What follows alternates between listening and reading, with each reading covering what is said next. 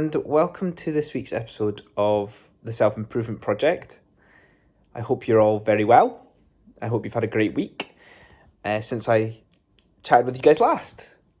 This week's episode is around discipline and introducing you to the idea of what I suggest calling owning your discipline.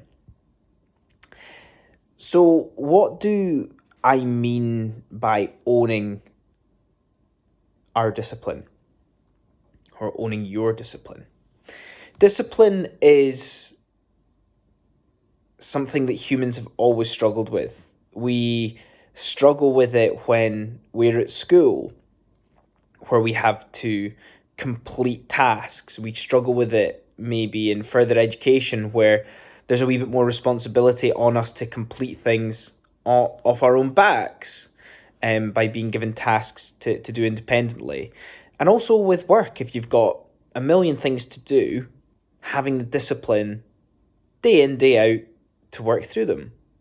So it's a problem that's been around for a long time, and all I'm wanting to do is explore it a wee bit more, see how we can understand it and how we can begin to take control of it a wee bit more. So the first point I'd like to start on with discipline is that it is a skill. It's like communication. It's something that we can improve upon. It's like exercise and getting fitter. It's something that we can build. And a lot of it comes down to our discipline to taking action on difficult tasks. So psychologically persuading ourselves that that's the best thing and the right thing to do, despite the other part of our mind telling us that you don't want to do it. Even though you know that it will be a positive when you get it done. A book I've heard that's really good on this in relation to maybe procrastination, completing the difficult tasks, is called Eat That Frog. I can't remember the author off the top of my head, but it's all around that topic of getting the difficult things done, which is an element of discipline, but discipline is more consistent over time. And I would like to put the question out there of when are we taught discipline? Not in a sense of course everyone's taught discipline as a child, where if they do something wrong, they're told what they've done wrong and what the right thing is to do. But that's almost like authority. I'm talking about self-discipline. When are we taught discipline for ourselves? How to benefit most from it?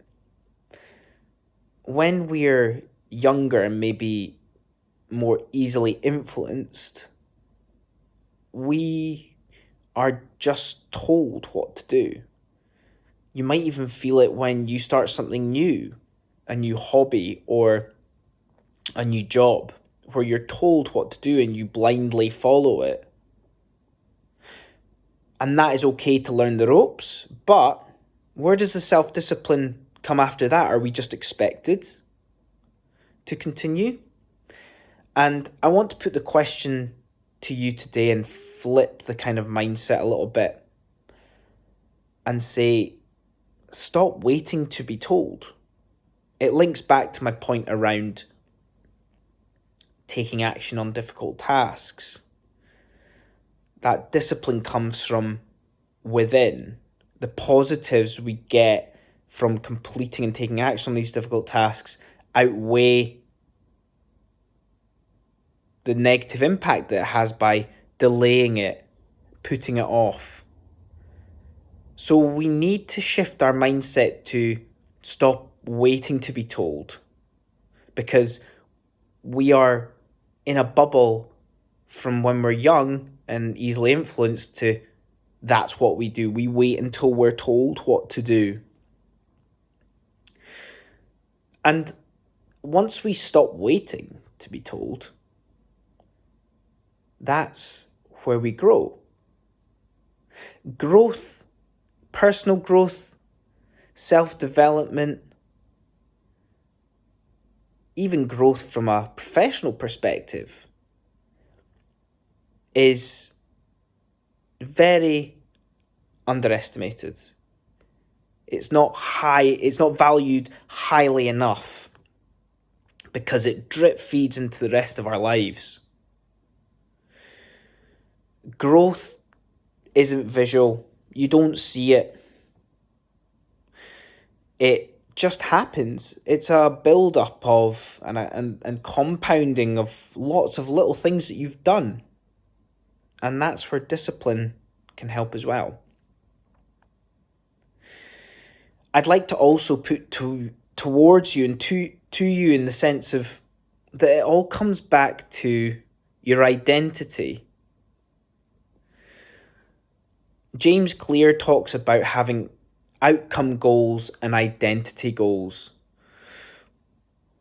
Outcome goals being, there is a task that we need to complete. This is what I'm going to do to work towards that task. But identity goals are, this is who I want to become, and this is what I'm going to do to become that person. So discipline comes back to our identity. It's who we are. Are we dependable? Are we reliable? The next time you have something to do, I want you to question, are you doing what you're doing because you're told? Or are you taking action because it's a representation of who you are? Unfortunately, at the moment, the majority of us have an unhealthy relationship with discipline. We treat discipline like a parent. Our parents want the best for us, and we blindly follow their instructions to please them. It's just part of our nature. Sometimes it's not the best for us. Sometimes it is. But that reliance upon them takes away that power of self-discipline. I like to think of discipline and self-discipline as our partner in crime.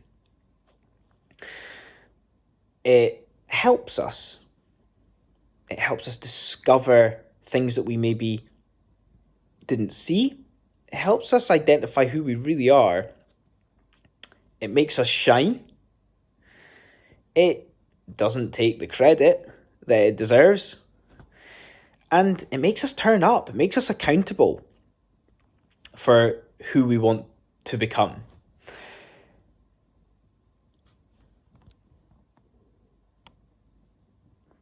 But again, to question this, why don't we own our own discipline?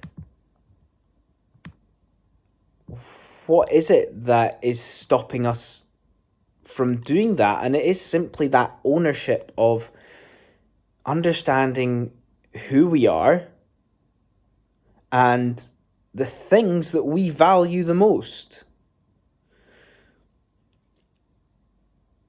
As humans, we are at our best when we are pushed to the edges of our capability.